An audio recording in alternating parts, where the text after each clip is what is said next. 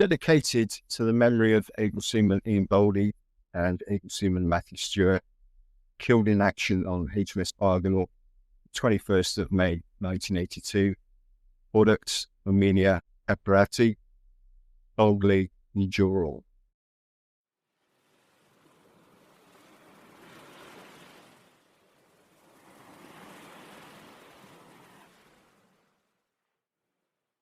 Ahoy, ahoy, mates, and welcome to Shipwreck. And we have an absolute treat for you today. We're going to do a interview with a former member, ship's company, HMS Argonaut. I'm Dom. I did just under 11 years in the Royal Navy, initially as a radar plotter, then joined the incredible warfare branch, ended up doing a gunnery course, and became legendary for my inability to do weapons electrical engineering in any way, shape or form. I had 2 Type 42 destroyers, HMS Exeter and HMS Southampton, 5 years on aircraft carrier, HMS Illustrious, and a year being seasick on HMS Shetland. With me today is Hop. Hi, my name's Hop. I'm a former P3 commander, operated in all over the Atlantic and in some of the Pacific. During the Cold War, did deployments to Sigonella, Iceland, Scotland, the Azores, Okinawa, and other places too. Spent a lot of time on actual targets, which was kind of fun when the then Soviets would come out play. Did about 10 years active, 4 years in the reserve, and currently work as a professional pilot. And it's a pleasure to be here with Dom and Nick. Yeah, my name's Nick Brotherton, former Royal Navy gunner, SeaCat aimer. So joined in 1979, started a rally, Cambridge, SeaCat aimers course, and all my ships were Leander class frigates. Brilliant ships. First deployment was to the Med. I was there for 6 months on the Sirius, then on Cleopatra. Tours included, all trips included, North Pole, America, Bermuda, North Africa. So yeah, had a good time. Didn't serve very long. I only served like 5.5 years, but had a great time whilst I was doing it. So let's start with a bit of intro and background. Tell us a bit more about yourself. So why did you join the RN? Which is a question that we've all asked ourselves, grabbing out the heads at 1830.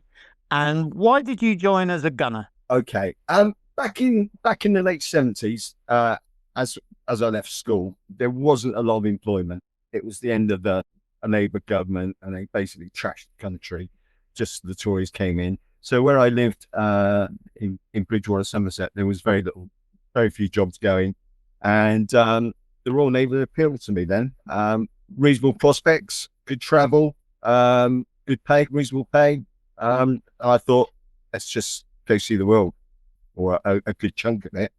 And why did I join as a gunner? Well, you know, as you go through rally, they offer you up these really bad movies of all the different branches. So you've got Stokers, you've got Ops Room, and there's some really dodgy music, like somebody's playing a record and they're slowing it down and speeding it up.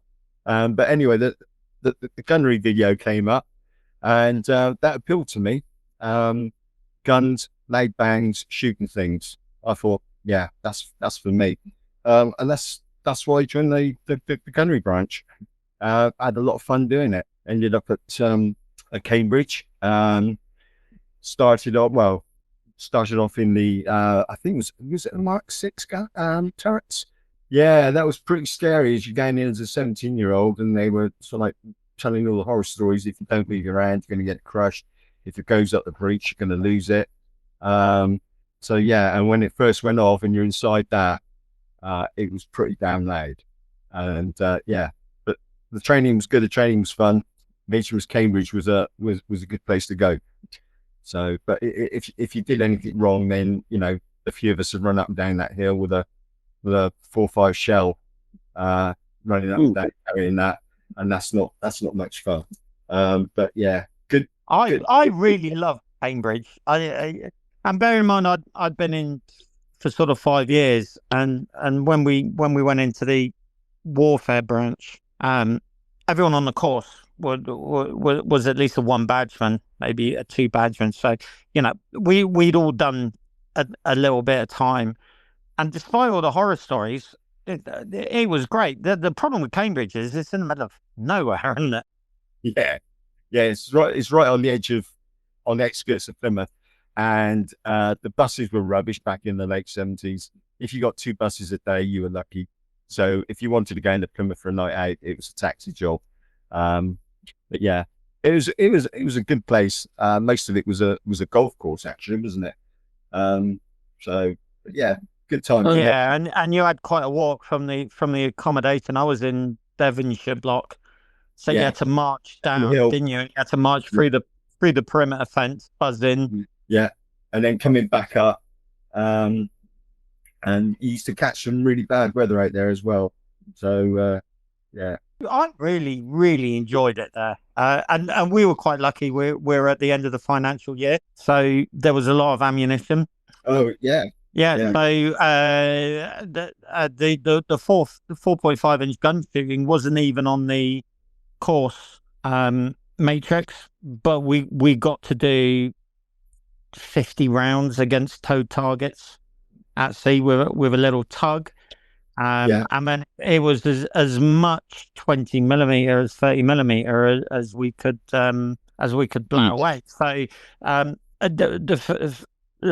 for people just listening, HMS Cambridge had a concrete stand. It had a variety of close range weapons, and you would start shooting about maybe 9 o'clock in the morning, and you would have a towing aircraft that would pull a sleeve target, so like a windsock at the end of a wire hawser, and then you would just blat rounds at it, and you would do that all day.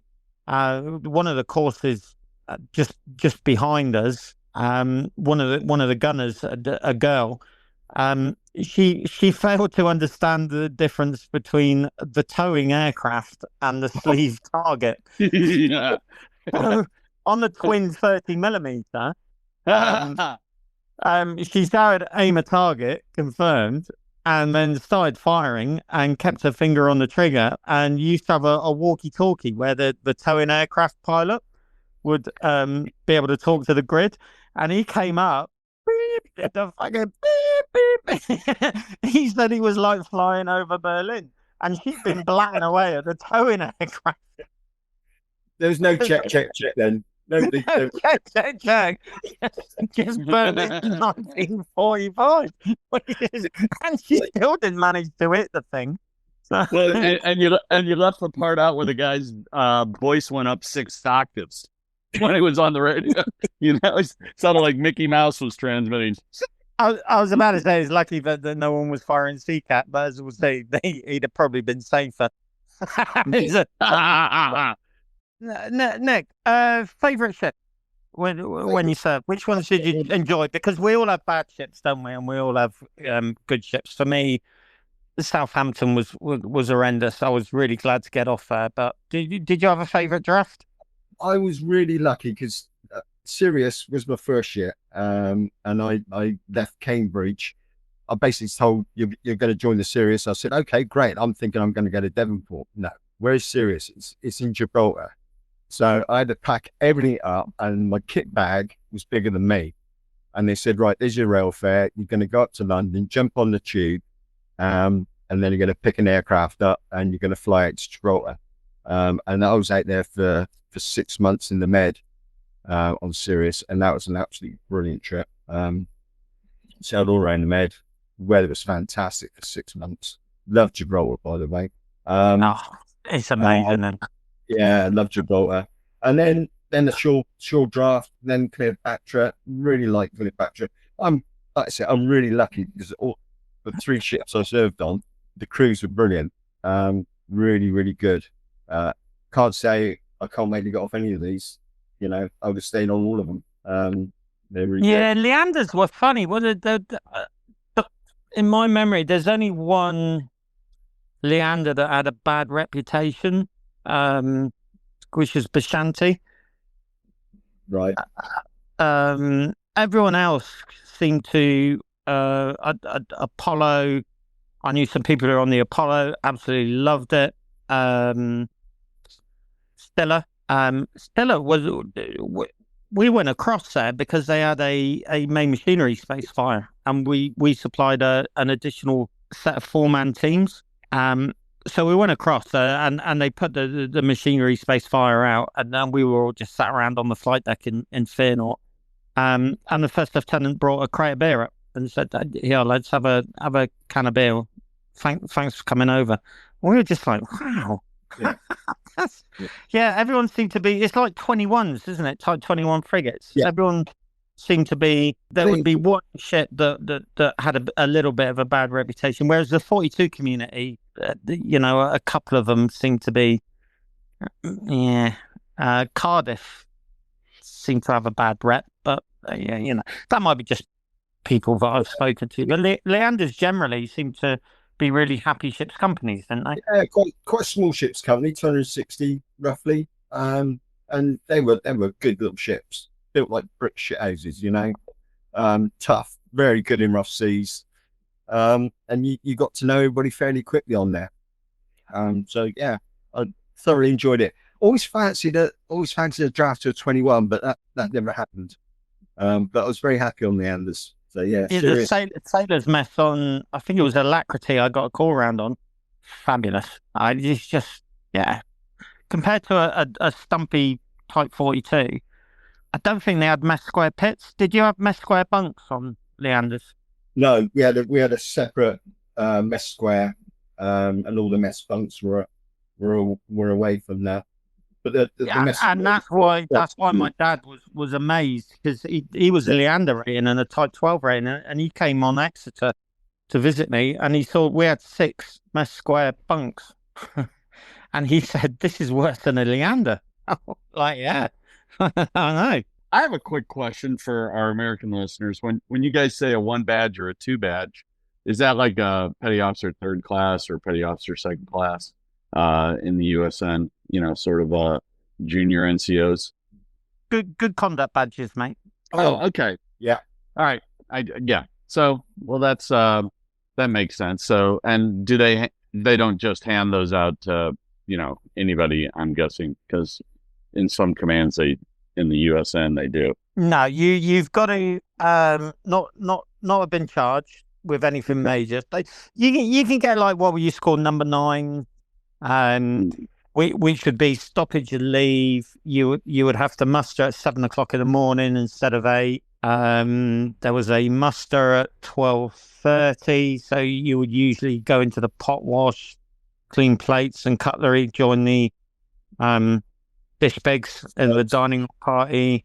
Then there was another one at 1600. Then 1900, where you would be inspected by the officer of the day, and then there would be another one at 22:30. So you had number 9s.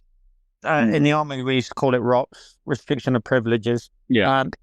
But you could get that. But if you didn't commit any major crime, every 4, 8, 12 years, you'd get a good conduct badge. Okay, it's not okay. So that sounds a lot like the U.S. Navy. It's and 3/4 of our stuff is based on the RN anyway. So that makes sense. And the thing is, like a badgeman in the old days, it's not like now. A badgeman was kind of what was it, Nick? It was kind of proof of expertise, wasn't it? Oh, okay. Sorry, if you're a 1 badge AB, you'd been around the block long enough to know, particularly in terms of ops room and seamanship, your business. If you were 2 badge, you were generally ready for leading seamen, and maybe you should be start looking at the clock. If you're a 3 badge AB, the chances were you'd been busted from leading seamen, or you were just happy being an AB. And people have been really disparaging recently in the Navy about lads and lasses just being a 3 badge AB. These 3 badge ABs were like leading seamen in everything but rank. There was very little they didn't know or hadn't seen as a sailorman, or couldn't do. and they were the absolute backbone. I I was perfectly happy being in the Navy. I was being pushed to do leading seamanship, but it wasn't for me. I wasn't interested. So yeah, I would, if I'd stayed in, I would have been a 3-badge AB. There's no way that I would have been a lead in that. Yeah, I mean, I got 3/4 of the way through my leading seaman's books, but they sold me on the warfare branch, and they said, well, you'll never be a Killick, a leading seaman in your source branch. So what I mean by that is there used to be different branches in the Royal Navy. You would have radar, sonar, gunnery, electronic warfare, and mine warfare, and you would have weapons electrical, and they were divided into two. So radar, basically electronics, and ordnance, things that go bang. The Royal Navy, in its absolute wisdom, decided to combine the two, but cut the course length pretty much in half for both branches. So taking double the amount of knowledge, but only have half the time to learn it, and then threw them back on board warships. It was an absolute disaster. We reverted back pretty much now.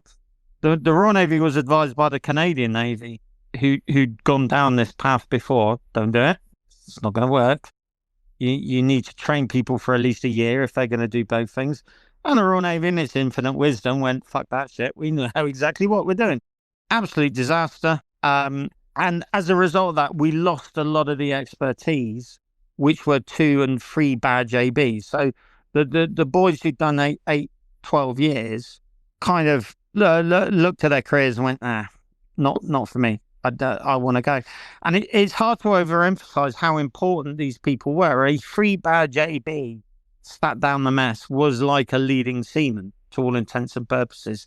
Yes, the leading seaman had authority over him, but he was someone who knew everything about everything. And I rue the day that we lost that level of expertise, and we sort of went down the road of, well, if you're not willing to get promoted, then you're not going to be a particularly great serviceman. I absolutely disagree with that. Some people find their niche. Yeah. If I'd gone for to be a leading seaman, then I could have been a SeaCat aimer.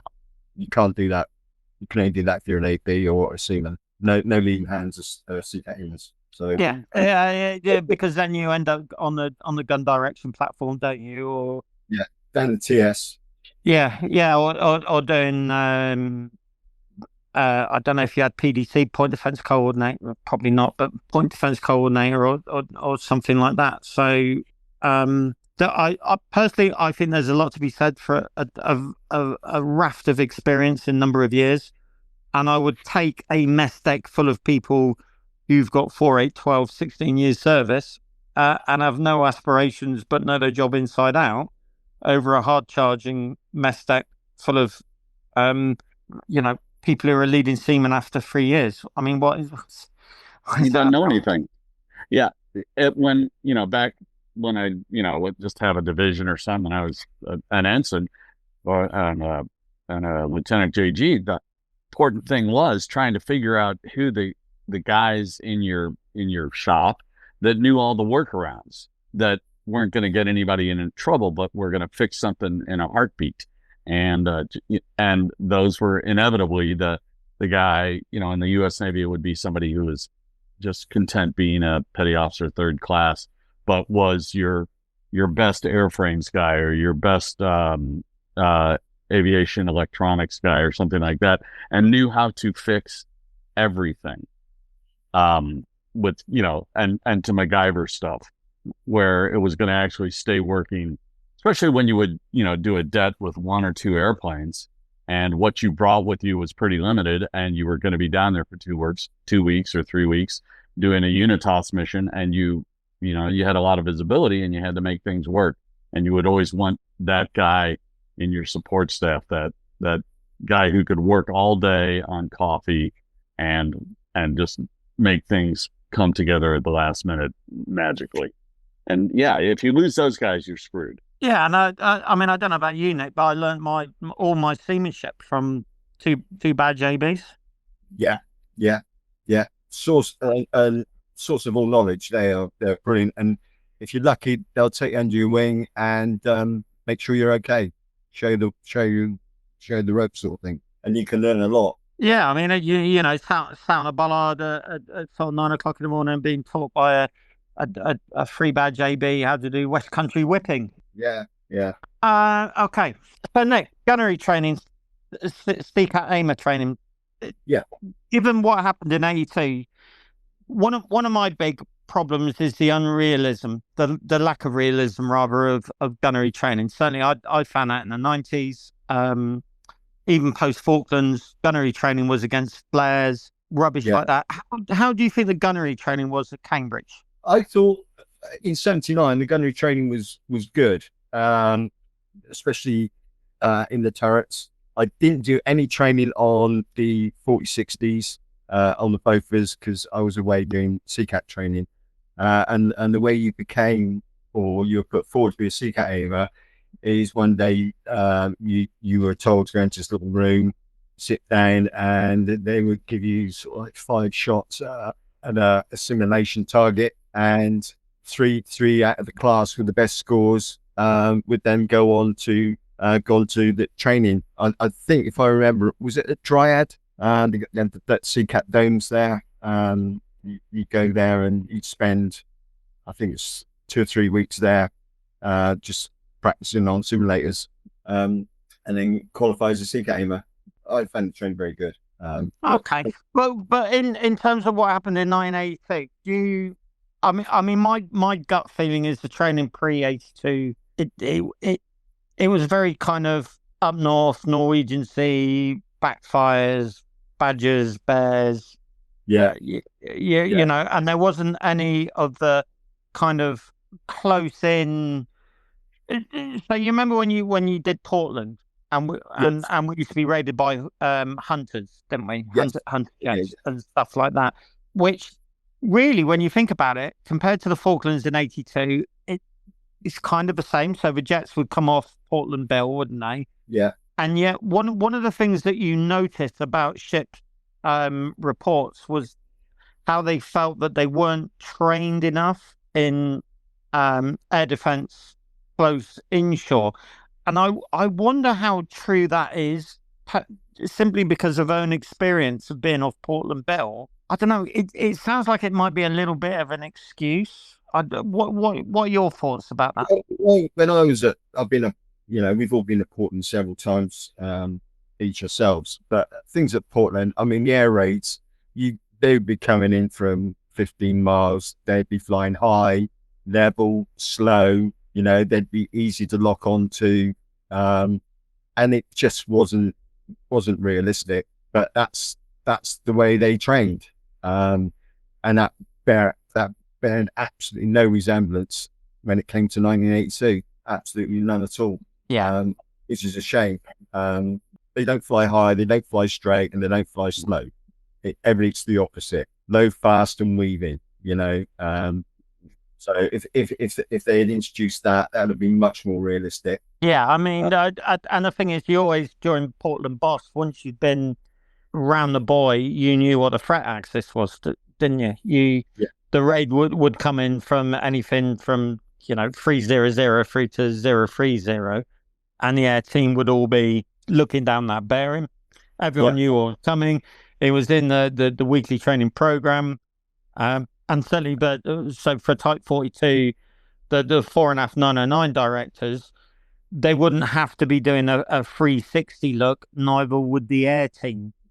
They would just be looking down a specific bearing. And that's one of my absolute bugbears, is this lack of realism that I think was present pre-1982 and certainly was present 1999 when I did my final boss, and it was despite everything being highly scripted, it was a chimp's tea party and on the air side, and as surface picture supervisor I ended up tracking the final air raid in just to save the ship some blushes. So I think the board of inquiries, all right, that puts colour on it. I was always of the opinion that ship COs were kind of moaning and everything and saying, well, we haven't really had the opportunity to do realistic close-in air defence in a inshore environment. But what you're saying is pretty much the same as my experience 99, that it doesn't matter how close in you are. If they're coming in at 400 knots on a predictable course and speed at medium altitude, well, what's the point? The enemy aren't going to do that. And it was only 1 or 2 aircraft on. It wasn't en masse, you know. It wasn't 5, 6, 7, 8 aircraft coming in. It was 1 or 2, and it was, you know, it was quite pedestrian. And I found after 82, when I rejoined, I went back to the Clio. We went back to Portland after coming out of refit for a workout, and we did the Thursday War. And I would be on the starboard SeaCat ped, and we'd have these air raids coming in, and I was bored shitless. And I said to the option, I said, look, is it not possible to get these aircraft coming low, fast, weaving, you know? No, brother, and shut up. Do your job and shut up. And I just went on the ped site and thought, do you know what? This is just a total waste of time. And all the guys around me, all the gunners on the Clio, most of them came off the Argonaut, and they probably felt the same. But why didn't they learn? Why didn't they change the tactics, the training? You know, but they didn't.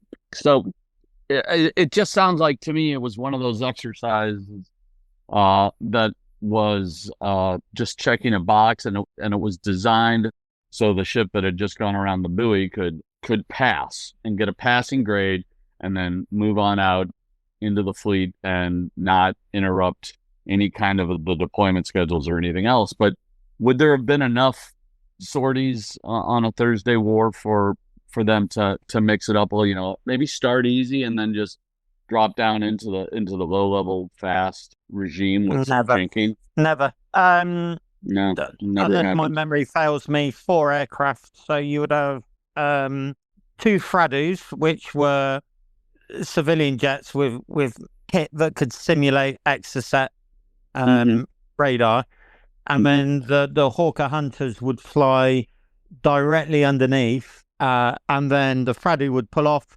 and then the Hawker Hunter would kind of drop down to 100 feet to be the missile.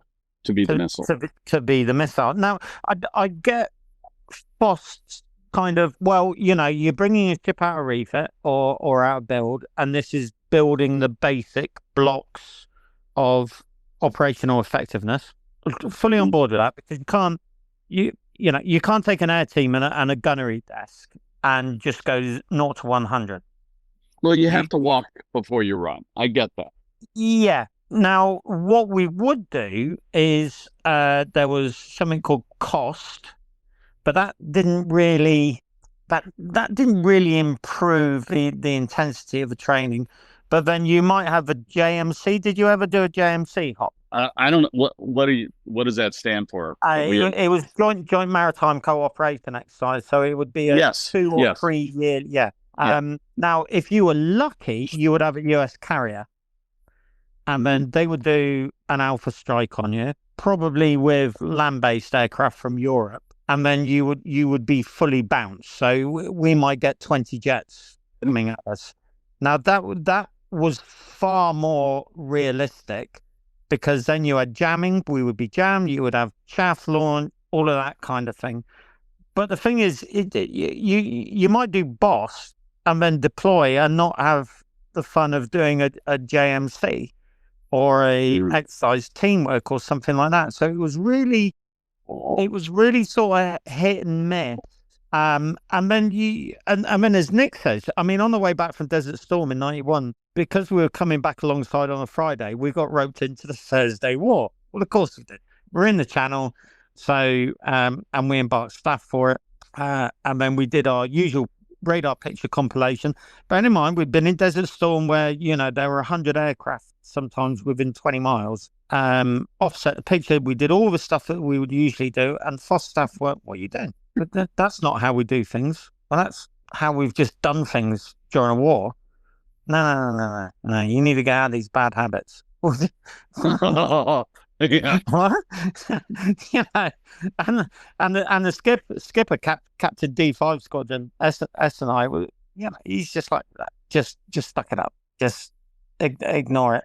So yeah, yes, sir. 3 bags full, sir. Yeah. Yeah, and as Nick says, you know, the training thing is going to be down to cost, money, I think the Royal Navy would absolutely love to be bounced by a full squadron of Typhoons, but we're so short of aircraft now. Why we can't say to RAF Lakenheath, to the squadron, the F-15 squadron commander, hey, do you fancy doing some low-level runs? Because I've got a Dutch frigate, I've got a German frigate, I've got a Type 45 destroyer, and I've got a Royal Fleet Auxiliary. They're on Thursday War. Would you like to put everything you've got in the air and just run into them and see how it goes? And we'll See use what that happens. yeah. Why can't we do that? I don't understand. Sharky Ward in pre-Falklands 1982, he did that. He started organising air combat manoeuvres with US squadrons, resident squadrons. And got in trouble for it. And got in trouble for it. Yeah, you know, the Americans are here. I cannot imagine a US F-15 squadron commander getting that note and turning it down. If anything, no, they don't. Even if they're an air defense, even if they're a superiority squadron, he will, you know, lasses, hey, how do you fancy doing 50 feet runs, 500 knots at NATO warships? Just to see if you can do it. We will see how they react. We can work out detection ranges, and we can see how we're going to react to stuff that we probably won't have to do. But hey, we're a fighting squadron. Huh. So yeah, I know exactly what would happen. You know, they would do a 4-ship on a Friday afternoon at 4:00 if especially if the Brits call. But we used to complain that our skipper, a couple of different skippers had helium hand. He would always raise his hand for every, especially coordinated ops when we were flying out of SIG. So helium hand is amazing. You've never heard that? No. Yeah, just it was always floating up to the ceiling. I mean, he would volunteer us for everywhere. But you know what? We were good. We got really good because, we were always, he was a big believer in joint ops and cross-decking with our allies. And you know what? It was fun. But we would do it on a Friday afternoon at 4 when all we all wanted to do was, head for the bar. But, he'd be like, nope, we're going to go out and attack them. And we would, and you'd learn something every time. Both sides would. The debriefs were very interesting.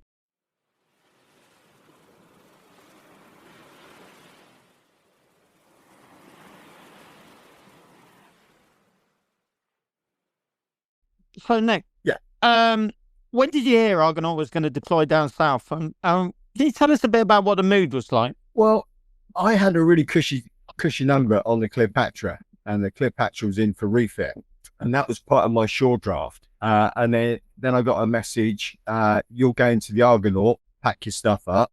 Sounds familiar, isn't it? Pack your stuff up at Drake. A gunner on the Argonaut's been taken sick, and you're going to go and replace him. Argonaut had just come out of a very long refit, and I joined her, and off to Portland we went for a workup. And my action station was the Forward SeaCat magazine. They didn't need SeaCat anymore; they had a full complement. So that was my action station. So yeah, then we went to Portland, and then obviously the Falklands blew up. We were told to go back to Plymouth, which we did. Store up, get ready to depart. I was offered, if you want to go back to Cleopatra, you're more than welcome to get off and go back. I thought, no, I think I'll go along for the trip, go along for the ride. So yeah, I went. Then I went south with the Argonaut. We left Devonport with the Ardent, and off we went. So you deployed. Did you get any sort of pre-deployment training, or was it all rushed down south? No, it's just all rushed down south. I mean, Cleo's in for quite a major refit, so I've been on that for a while. So I didn't mind doing some more sea time, but as they say, don't volunteer for anything. So yeah, that's what Navy stands for. Yeah, never again volunteer yourself. Exactly. Yeah. Did you get any special fit, any special equipment? Because certainly in 1991, just before we went down the Gulf. We did a speed transit down to Jeb, did a engine change, ammunition, but we started getting lots of really Gucci kit, lots of jammers, special action working dress, the old white overalls. All of us got that. Did you get any of that, or was it literally just a speed run? And we were absolutely rammed to the gunnels. We even had ammunition in the walkways. And Wow. it's yeah. We left with all this stuff piled up in the main walkway before they had chances to like stuff it into the magazines. So yeah, we could not have got any more ammunition or any more supplies on the ship. We spent a couple of days resupplying. Some of us actually managed to get leave for the weekend and then stock up and off we went. But the ship, I've never seen a ship with so much ammunition on it. Yeah, we did we had the same. We had 4.5 inch rounds stored in all sorts of bizarre places. It's amazing how magazine restrictions go over the side, Yeah, isn't it? yeah. And yeah, But out the window, you know. Not in the wildest dreams would you ever contemplate on doing or putting stuff where they put it. That's for sure. so you got a job change to SeaCat missile aimer. Can you give everyone like a brief sort of overview of the system and where you sat? And what was your off watch action? My off watch would have been starboard ped. So my on watch action station would be the forward SeaCat director, which is located on the bridge on the Leander. And that would be I'd have the forward SeaCat launcher. So the SeaCat aimer, fairly basic inside. You have like a small control unit, a hand unit. So you toggle left, you toggle right to move the launcher and the director up and down. You have an acquired switch for when you can actually see and verify the target. You have the sleep button on the other side, so you can actually speed up the movement of the director left to right. Does 360 degrees, goes all the way around. And then on the right hand side, you have a very, very small joystick, which is very, very sensitive. And you'd never use it with an anti-flash glove on because it's just too sensitive. You'd have a loft and below buttons, so you could press the loft button requesting that the TS gives you command at the launcher. Other than that, it's all done from below, and obviously a very good pair of binoculars. And that's basically the director. It's got a big dish on the side at the front for the radar. Visibility is absolutely rubbish. I think there was like 3, maybe 4 windows, one at the front and perhaps 2 or 3 just on the side. So you didn't have 360 vision. You only probably at best had 180 degrees vision on it. So as someone who's done missile gun director visual, so you're sat in there, and we'll supply a photo and the sources of MRS3. So you're in there. You've got a radar which was type 904 or something. So when a raid came in, would you just have a headset on or and it would give you a bearing, and then you would glue on and then look for targets? Is that how it would work? Yeah, we obviously have a headset, which is you are communicating between the TS, SeaCat TS, and the ops room. Ops room will give you a bearing of where the raid was coming in from. And then TS would lock on they try and lock on when the aircraft came into attack. I had no control over that. I was just basically sat inside the director, waiting for them to acquire the target. Oh right, so it was remote, was it? It was controlled from the ops room, and you were just you were like a visual backup, or yes, yeah, it's controlled from what we call a transmission station, which is 3 decks down, and they would control the director, the launcher, the radar, and ultimately they would have the firing pedal. So they would search and lock onto the aircraft. Well, that was the idea. And once they locked on, they would fire I'd confirm that the target was in the crosshairs, and then they would fire. But it didn't work out like that, unfortunately. Did you have to take it into, I don't know what you'd call it, take it into manual?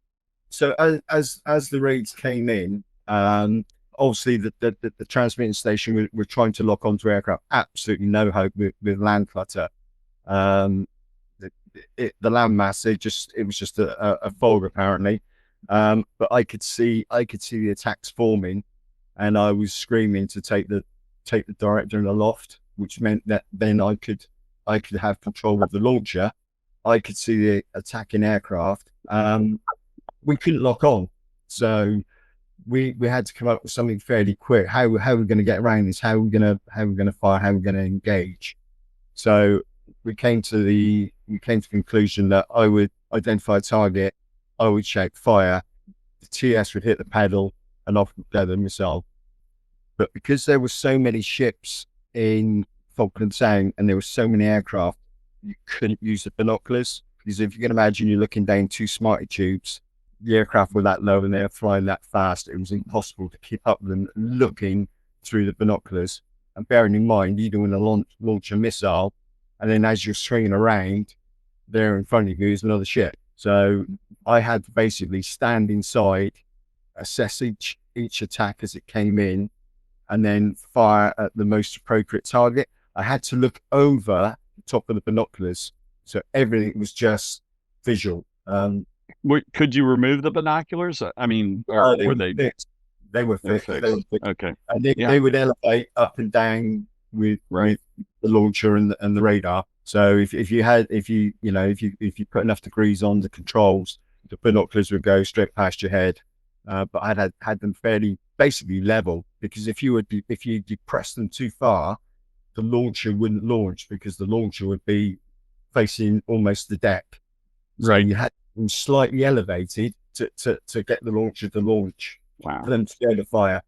We covered this in the gun sight video, and this sounds like one of the problems I had with close range gunnery is on the 20mm Gambo and the twin and single 30mm, you had a gun sight which had, I think it had 5 degrees of vision or something like that, but that only works if you can get acquisition on the target initially, and then bring that very narrow field onto the aircraft. So I always found that the hardest part of doing close range is the transition from the battle sight. So it was a simple crosshair, I think, on 20 and the single 30mm. On Gambo, there wasn't anything at all.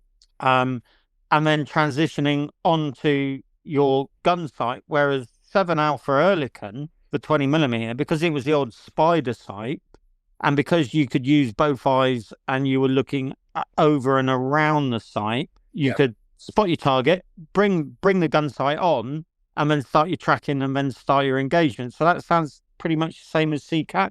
You couldn't, you had a great sight, but a great sight is fantastic as long as you can acquire immediately. If you can't, you've got to work out a way of bringing the sight onto the aircraft. And if it's traveling obliquely or parallel to the ship, it's going to be impossible. Did the MRS-3? I mean, was the traverse fast enough to deal with some of these close-in targets? Down to 50 feet, 450 knots. Could it slew fast enough for that? Well, we had a slew button, which is a slew trigger. And put that in, and it was like turbocharged. It was really quick. Okay. But a lot of people, and we didn't realize this in 82, that if you slew the director with the launcher, with the slew button in, it breaks the firing circuit. We didn't know that. So if you're slewing on the target and the director and the launcher are moving, trying to keep up with an aircraft, and you're shouting fire, the guys in the TS are hitting the fire pedal and nothing's happening because the circuit's broken. Oh my goodness. So right, that makes sense, because I think it was Arden. She tried to do a SeaCat engagement, and the fire control radar GTX 10, I think it was, They were flipping between PED and radar, and the PED operator was screaming, "Give me control of the SeaCat launcher," and it was red lighting on his display. Does that sort of make sense? Would that be possibly a problem where there was a break in the firing circuit and the ops room couldn't give the PED director control of the launcher? I don't know about the Type 21, but when I was in the aloft mode, because basically it's in two modes. It's either below and it's in full control of the transmitting system, the TS system, where they can try and search for a target, lock on. In the aloft position, which is what I asked for, then I have complete control of the director and the launcher. The only thing I can't do from the director is I can't launch a missile, but you can do from the PED sites. You have a firing trigger, and I did fire a couple off the PED sites when I'm in the off watch position. But it was really difficult because you could see all these aircraft coming around, and we didn't have a hope in hell of locking onto any of them.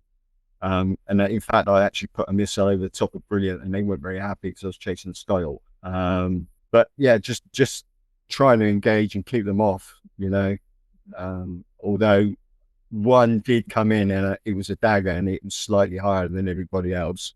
And it came in high, came straight across our bows, put a missile up, and it just basically vaporized. There was nothing left of it. So that was the dagger attack that kind of came in mid-morning, I guess. We had the first attack, the Argonaut we had was the first raid. Well, it wasn't a raid. It was from an Americhetti. Yeah, and it came in from the bow. I didn't see it, and next thing I know is a load of cannon shells, rockets. Really got my attention and everybody's attention really quick. It swooped in, dropped some ordnance just off the port quarter. 3 guys on the SeaCat, after SeaCat deck were injured. I think the master at arms took shrapnel to the chest. That nearly killed him. A guy got part of his foot blown off, and another one, his nose and facial injuries. And they were medevac below decks. But that was I think the Argonaut was the first ship to be attacked that day. Yeah. See that shit, that aircraft then reported that, Brits were at St. Carlos and in Falkland Sound, and that's when all hell broke loose. With that strafing run that came in from the Marichetti, I know it hit on top of it hit the aft radar. Yeah. Did it degrade it much? Apparently not.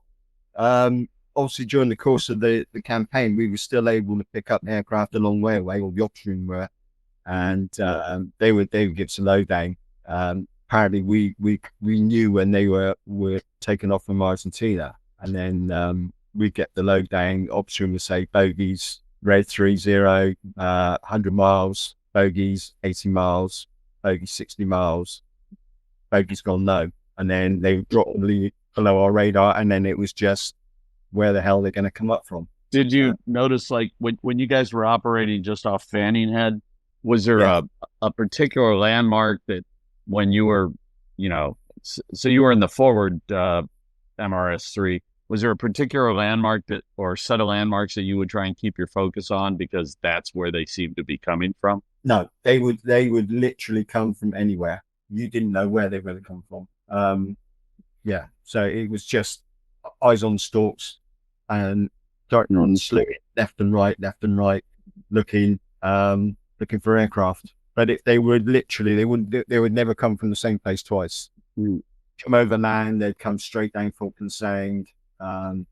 It's interesting that you had 965 radar, and a lot of the commentators, people who generally not been in the Navy, sort of really disparage the radar. But I've been looking at Coventry's CO's reports, and they were really happy with 965 radar. So it just goes to show you that a lot of the stuff about the performance of kit down the Falklands. Actually, if you get into the weeds of it, I think the captain of Coventry said performance of 965 radar. Or they weren't in San Carlos where you were. They were out at sea, but he noted the performance as being exceptional when environmentals were correct, and they got excellent detection ranges, which flies completely in the face of everything every informed inverted commas expert says. I remember reading an account saying they were out at I think 400 kilometers. They were able to get some of the high altitude targets, which is just, I mean, that's phenomenal. Yeah, and I mean, a raid on Sheffield, Glasgow called it, and she got good detection ranges. Mm-hmm. That wasn't on 992 radar. That was on 965 radar. So Nick, the run into San Carlos, I'm going to refer to notes here because I'm lazy because I've used the previous podcast notes. So when you did the run-in, during Desert Storm in 91, the skipper or the first lieutenant were excellent at keeping everyone informed. And there was, you sort of daily sit rep. Yeah. Mission and intent. Here's what we're going to do, ship's company. And a general overview of what was happening during the war. And the chaplain, the sky pilot would be around as well. Just chatting to people at action stations or defense watches. Is that what it was like on Argonaut? Did you feel like you knew what was going on, or was it also kind of busy that we're gonna do a run in and hit the amphibious assault area? No, it was manic. Obviously, the 21st of May, Argonaut, are brilliant, Antrim, Antelope, and various other ships. We were all in Falkland Sound. So as they were Fearless and Intrepid and Canberra and Northern Ferry, they were deploying the troops onto the beaches. We were in Falkland Sound. We were the bait, if you like, picket ships, and we were disposable. We were there just to take whatever they could throw at us. The skipper actually, the night before we went into Falkland Sound, he called people into the junior rates mess, called us guys in, and it's absolutely packed. And he said, right, okay, we're going to this is where we're going to go tomorrow. This is what we're going to be doing. Troops are going to go ashore, and we are going to be Falkland Sound, and we are going to be picket ships. And somebody said, when are we withdrawing? And the skipper said, no, we're not withdrawing. We're there for the duration. Come what may, we're not leaving. So that came as a bit of a shock for some people. So, but the next day, the 21st of May, we closed up it was pitch black. We closed up in the dark. We couldn't even see the Falklands. We didn't even know where we were. We knew roughly where we were going to be. And then as the sun came up, it was the most beautiful bluest sky day you've ever seen. Horrible news. Yeah. And the Falklands just look like Dartmoor sea around them. They really do. And then apparently there was some Argentine spotters on top of Fanning Head. And then through my binoculars, I watched HMS Antrim do some naval gun support and blow the hell out of the top of Fanning Head. It's not a place you wanted to be. And the rocks that they were blowing up and the 4 or 5 shells landing, pretty awesome, really. You wouldn't want to be underneath that. Didn't really know what to expect that day. I just thought, okay, it's going to happen today. Didn't know how many aircraft were going to come. Didn't know anything really. Just try and be prepared the best we could. And then obviously the Marashiti first raid, and then the raids built during the day. But the aircraft was so close. I mean, I watched a Dagger. I think it must have been hit underneath by a Seawolf, and the aircraft was that close. I could see the pilot inside fighting the controls, and he hit the sea at about 600 miles an hour, and it just a hell of a splash, But the planes that close, you could see the pilots in them, and they were really moving. And on the other side of Falkland Sound, I watched HMS Argonaut get attacked, and the aircraft the Daggers were flying in, and they were flying in so fast that as they were lighting the ship up with cannon shell, the shells that were dropping short, the planes were flying through the spray. That's how low they were. And the Ireland, yeah, bless them, they took a hell of a pain. And the thing I found distressing, if you like, was the Ireland was down and the Ireland was out. It was out to fight, and they just kept attacking it and attacking it and attacking it, wave after wave. They just never stopped. You know, We're going to look at that in another episode, and yeah, it was phenomenal, the punishment that she took. And had they laid off her, one of the things that comes out the BOI is the damage control fire repair party team. They were just getting on top of it. They were just about containing everything, and then she got thwacked again. And that's the real tragedy of it. That despite everything that was going on down aft, and it must have been horrendous. They were really on top of their game. And things were just starting to come together, and then they went for her again. But I suppose the flip side of it is making a run in a defended anchorage. That's, I'll never deny him balls needing a crate to carry in. That it was some phenomenal flying. I'm prepared to admit that. I don't think anyone who's looked at this in depth has ever denied that was some phenomenal flying. I mean, as Nick has alluded to, these guys are flying so low and so fast that you almost don't have any gray matter left to aim and to take in sort of what the tactical situation is, because 80-90% of your attention is don't hit the water, don't hit the water, don't hit the water. And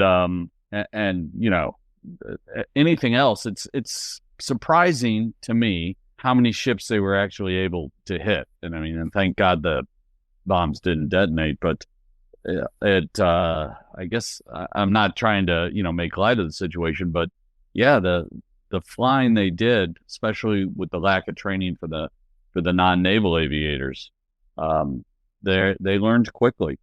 How long, Nick, would you be buttoned up at action stations in the MRS-3? I mean, I'm sure they had a standard they wanted to have you on, but what was the reality? All day. All day.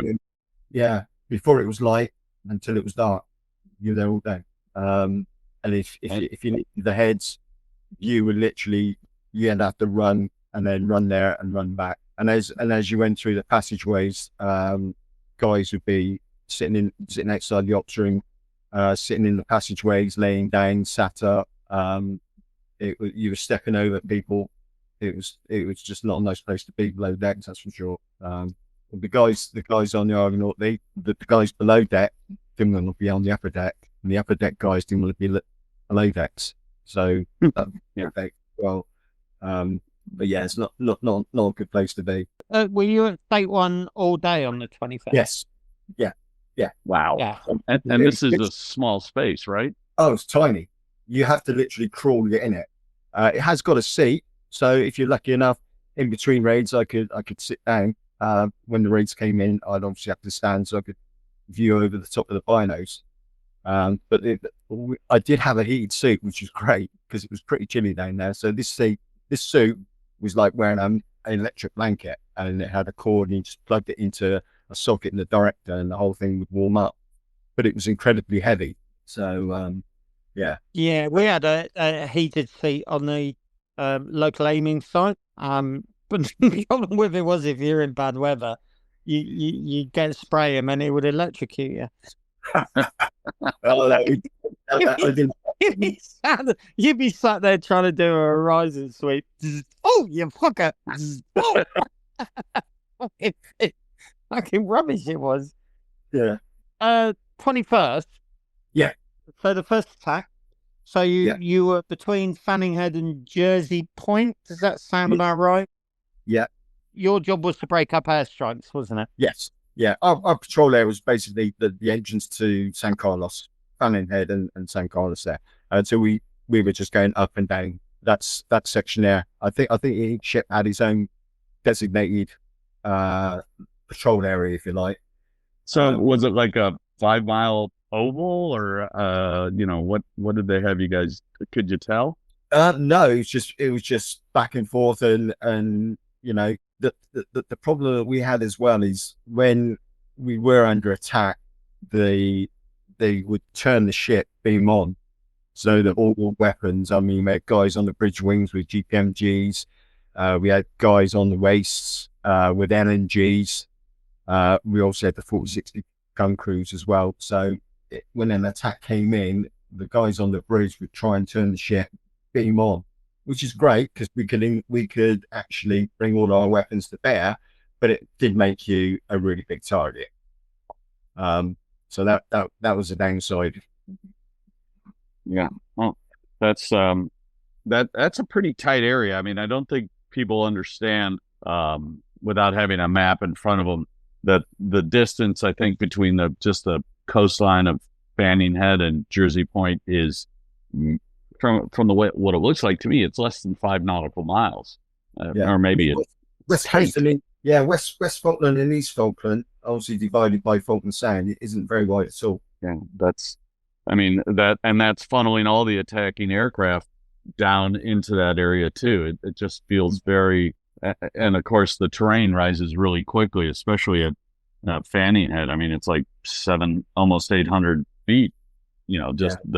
It's easy to fly below the radar horizon for that. Yeah. And again, you had to be careful when you engaged aircraft that you didn't hit another ship. Because we were that close. How we didn't encounter, I was going to say friendly fire, but hits from other ships. It's a miracle. But yeah, but the engagement rule book that went out the window. there was no rules. It was just shoot them down. Yeah. So for people who aren't familiar, we would do something called the alarm procedure. And what happens is either the missile desk, the people who shoot the missiles, or the missile gun director visual, who would be a really lucky person who would stand on the gun direction platform on the upper deck with a headset on, and then you would do an alarm procedure. So what I mean, you would call a bearing. So alarm aircraft green 45. So starboard side green 45, and then that would set into processing, get an engagement. The problem with it is by its very nature, an alarm procedure is very short notice. So it's great if you've got lots of close range weapons because starboard battery, alarm aircraft green 45. Everyone slews onto the bearing, bum, bum, bum, bum, bum, bum, bum, bum, bum, bum. Probably won't hit anything because of gunners. No offense, Nick. But as Nick has alluded to earlier, this is very good. We practice that in a very staid, controlled environment. So an alarm procedure off Portland, well, it's coming from the north, and it's going to be only 2 hunters, and they're going to be at 300 feet. So it's fairly simple. We're talking about A4 Skyhawks, mountain hopping, maybe popping up. Oh, am I right here, Nick? Maybe popping up over a rise at 2 miles, moving at 500 knots. Yeah. And you're looking over your sight. Yeah. You're trying to get a visual on them, then bring the direct around and then translate what you're seeing through your eyeball onto the sight, by which time he's flying obliquely or parallel to you if you're lucky. If you're really unlucky, he's coming at you. And then start the engagement process, which theoretically is something that SeaCat should have been really good at, shouldn't it? The engagement process was really short. So when they're coming straight at you, you've identified your target, you just shout fire it, and away the missile goes. The downside is because of the land clutter, the system wasn't built. The system wasn't built for inshore warfare. It was built for open sea warfare, a bit like every other missile system that we've got. So we couldn't lock on to everything was visual. And because you didn't have a camera, did you? CCTV camera? Had one fitted, but it wouldn't have done anything. It would have just been for people to view below decks in the TS system. Right. Okay. It had no bearing on what the aimer could do. The launcher or the aiming. Just for color, for people to understand what Dom and Nick are talking about here. When Nick would see the airplane, or just the attacking aircraft, and assuming they're going about 450 knots, that seems to be the number that the Argentinians would always trot out as their attack speed.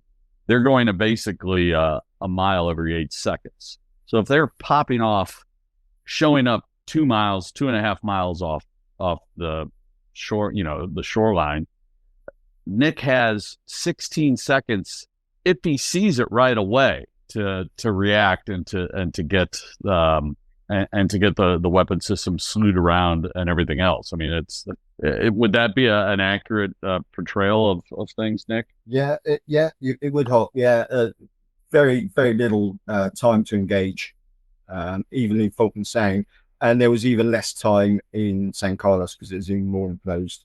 Right. And bearing in mind, you'd have aircraft. It wouldn't just be coming from one bearing. You'd have perhaps 2 or 3 coming from Red 90, and then you'd have green coming from the starboard side as well. So you'd have them attacking from both sides at the same time. So yeah. So you had a SeaCat director aft? Yes, we did. We had SeaCat director aft. We had 2 launchers aft and 2 ped sites. So normally the director aft would always have a launcher, and then depending on what was happening port starboard, one of the ped sites would have a launcher as well. Now, bearing in mind that ped sites were right next door to the launcher, so when I fired one off of the starboard ped site, and the debris that comes off that missile as it goes off the launcher is pretty intense. The blast from it. And how far would I be away from the launcher? I'd probably say 20, 25 feet. Well, that's close. Yeah. That's I mean, I would think that would just be such a jarring experience that so the SeaCat launchers had 6 rounds loaded on them. So four. Okay. I think I'm thinking of Seawolf with the 6. Yeah, Seawolf was 6 round. Okay, I apologize. But with the 4 rounds, I mean, you're immediately looking to re-engage for the next aircraft or whatever else is going on. This is kind of a nerdy question, but was it possible to slew the forward and aft or a forward and a aft launcher to one MRS-3, or were they completely sort of separate fore and aft? I'm so glad you asked that because I've been itching to ask that. Sorry, I was going to ask you if I could ask that. No, completely independent. Okay. No, that just makes it that much more complicated. Lordy. And then the 4060 both were, because you had 2 4060s, didn't you? Port and starboard. They were just in local, what we call local control. So essentially the captain of the mount decided what he was going to shoot at, or completely was he tied into SeaCat directors? No, completely independent. They would engage whenever they thought they had to. So yeah, you had a 4060 aimer and shooter, and a 4060 guy loading the ammunition, and other gunners on the GDP supplying them with range as well. Do you think, Nick, that the GPMs, the GPMGs rather, the 20 millimeters and the 40, did they do anything to dissuade or affect the Argentinian pilots? If they really were in a heavy firing quadrant, would you notice them switching off one ship to another, or jinking so hard that they miss the opportunity to launch? Yeah, we put up a lot of lead on the Argonaut, but the pilots, the Argentine pilots, when they attacked us, nothing we could have done or did do were going to deter them. So they were, once they picked their target, that was it, and they were extremely brave. I'll give them that. Did you use a lot of tracer, Nick? Oh, I was going to ask that. Right, way ahead of it. Because looking at the footage, the one thing that that I've really noticed is, given the amount of GPMG on, let's say Canberra. I mean, she must have had 20 GPMG per side. Lots of light machine guns on the frigates and destroyers, the LMGs, 20 mil, firing Oerlikon every 1 in 4 would be tracer. And the one thing I've really noticed, well, there were two things I noticed. One, lack of tracer in the sky, and two, the Bofors, there was no airburst. No. I've worked out the second one. I didn't realise that the Bofors guns were direct fuse only. There was no airburst because you couldn't fuse the rounds because we had cheap Bofors. But the lack of tracer, I was just kind of that might have been something that we really missed a trick on, because the more you put up, the more distracting it is. Yeah, I didn't notice any tracer of all the range that were going up from the gunners. So no, I didn't notice any tracer at all. And yeah, it should be on a battle GPMG. It should be 1 in, again, it should be 1 in 4. Because you need to see where your rounds are going, Yeah. As well I wonder if there was a lack of tracer ammunition, or if it was being withheld. Yeah.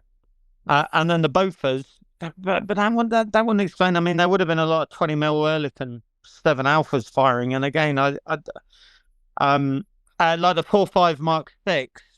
Another thing I noticed, being an absolute nerd, was the lack of airburst.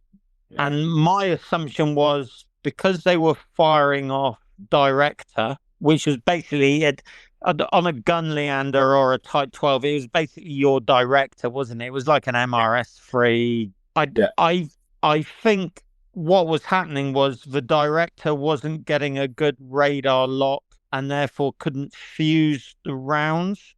So they were just pumping rounds. Would that make sense to you? Yeah, I would be very surprised if anybody got a radar lock on, due to the landmass and the speed and height level of the aircraft, and also the presence of other ships. I mean, all sorts of those are big targets that throw up a lot of return.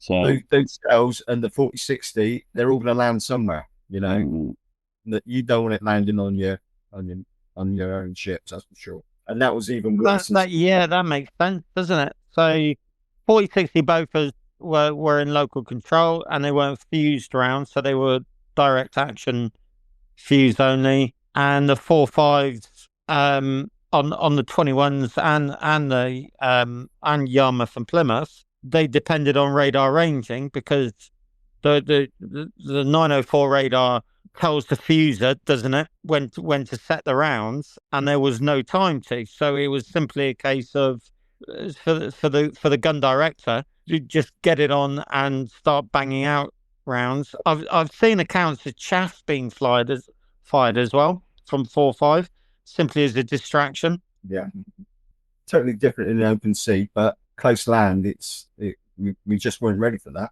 Who would envisage that we'd be fighting that sort of war?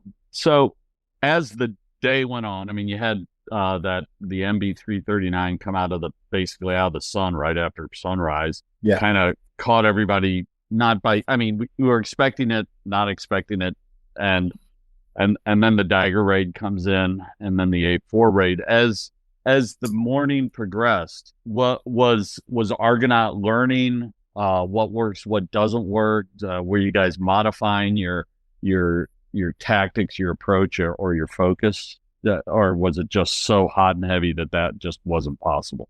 It wasn't possible, really, due to the amount of aircraft, the direction they were coming in, and how many were flying past or attacking you at one go. And then unfortunately, later in the day, we were a prime target for a group of 5 Skyhawks. We were their target. They weren't interested in any other ship in Falkland Sound.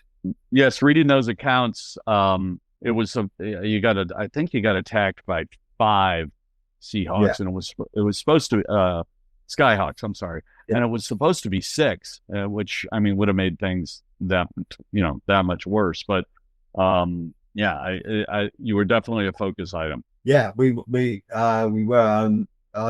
in the forward director, at the time of the attack, I was facing to starboard, and we were basically looking down south at the Falkland Sound, and I was monitoring an aircraft flying quite close to the land and flying directly up towards us.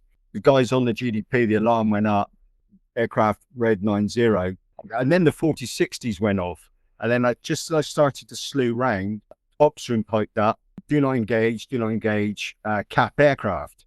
Now, cap aircraft were told under no circumstances were to come into the Falkland Sound or San Carlos that day. They were just, it's a no-no. And we were told that any aircraft flying, they would be Argentinians.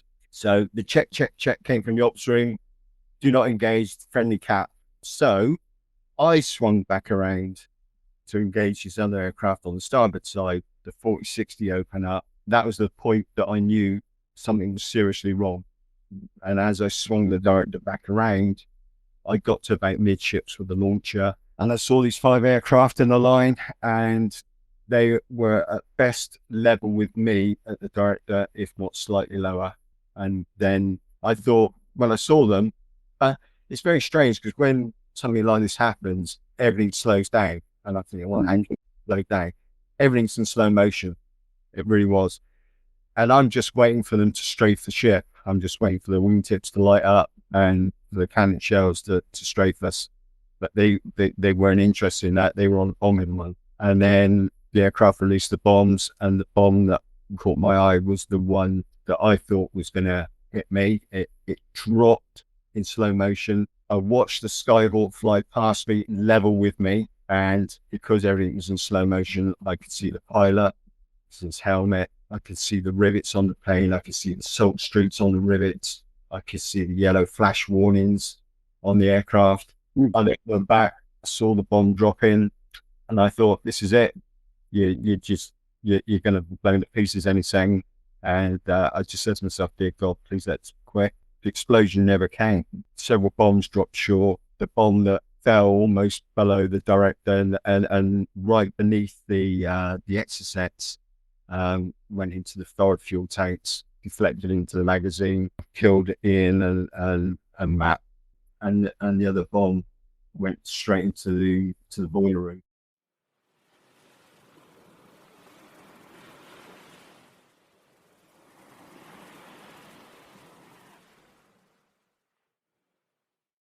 Our conversation with Nick Brotherton continues in part 2, out now.